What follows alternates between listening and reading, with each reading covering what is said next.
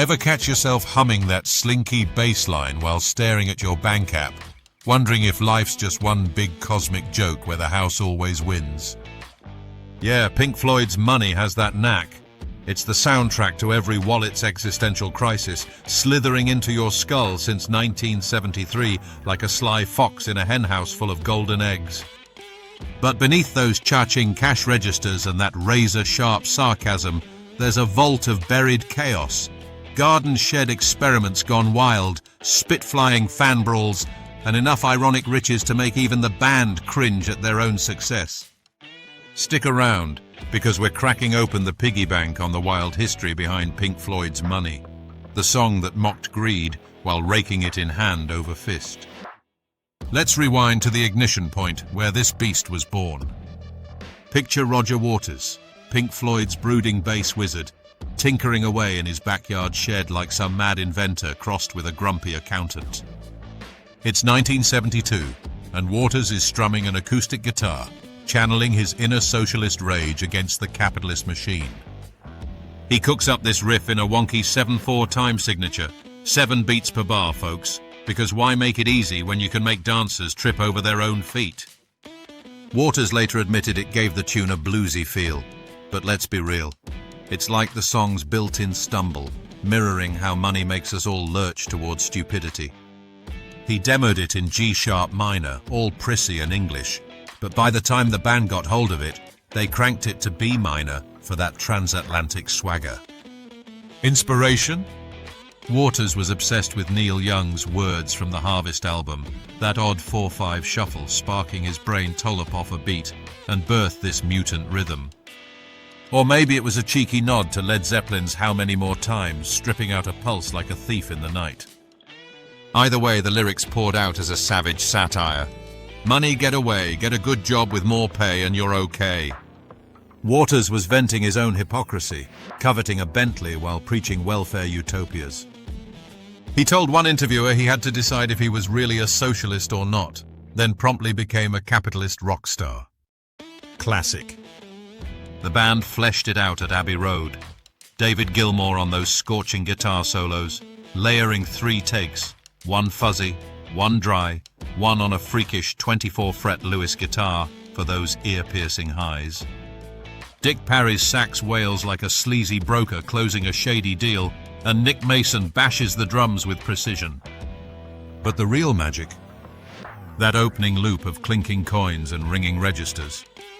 Waters recorded it himself, tossing pre-decimal pennies into a mixing bowl, ripping paper for receipts, and capturing an ancient cash till's ka-ching. Nick Mason even strung coins on a thread to jangle just right. They spliced it into a 20-foot tape loop, propped up on mic stands like a deranged hamster wheel, feeding endlessly into the reel-to-reel. Absurd. Absolutely. But imagine if they'd gone digital, poof, no soul. What if Waters had used lentils instead? Poverty, it's a drag. Now that's a hit nobody wants.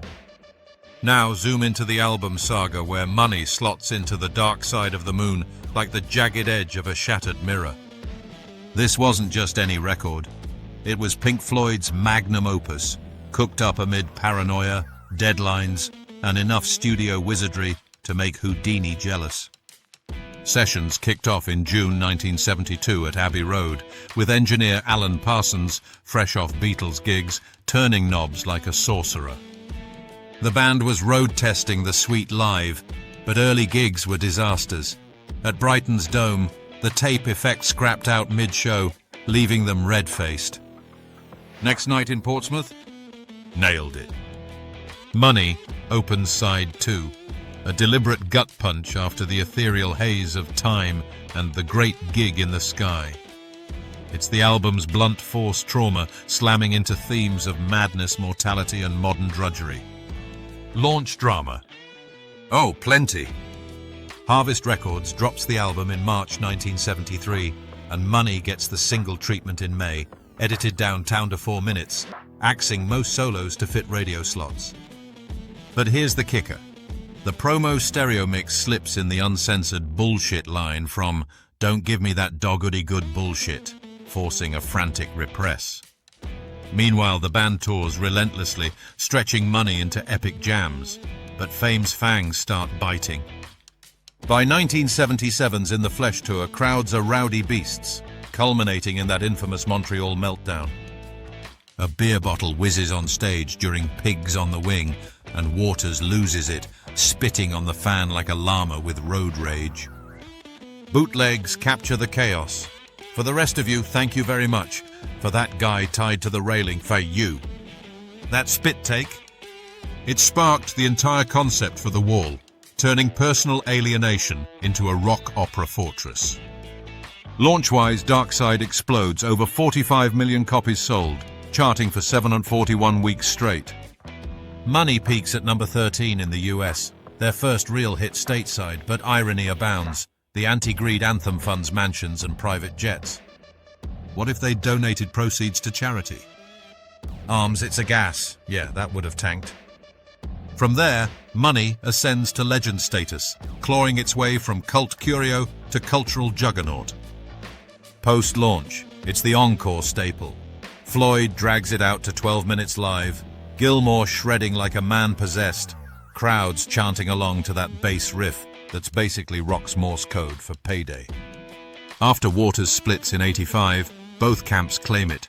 Gilmour tours it solo, extending solos into psychedelic odysseys on his about-face jaunts, while Waters belts it with hired guns like Doyle Bramhall II. The 2005 Live 8 reunion? Waters rejoins for one night in London, the band locking eyes like estranged uncles at a wedding, delivering a tight three-chorus solo that had fans weeping. But legend builds beyond stages.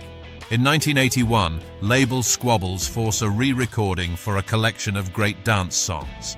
The title's a piss take, since you can't boogie to Floyd without looking like a malfunctioning robot. Gilmour handles most instruments. Parry returns on sax, and it's subtly different, like a cover of your own tune. Fast forward to 2023, Waters drops a haunting redux for Dark Side's 50th, slower, bluesier, whispering lyrics like a grizzled prophet, adding spoken-word rants on greed.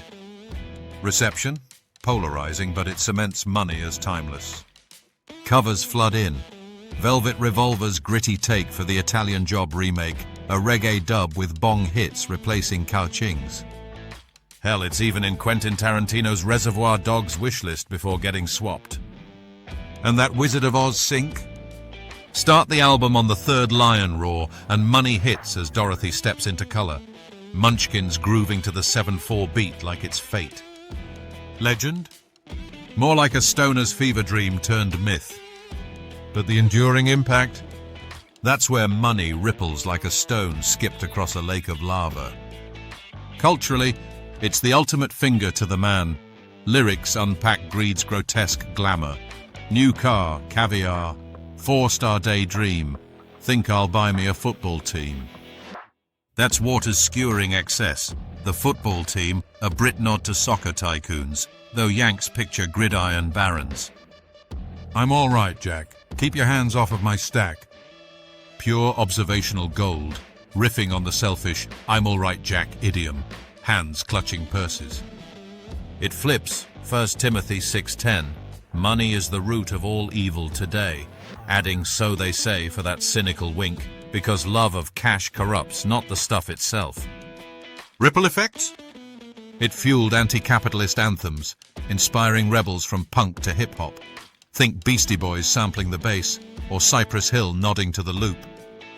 Odd tributes abound. Tribute bands like Brit Floyd recreate it note for note, stages lit like cash vaults.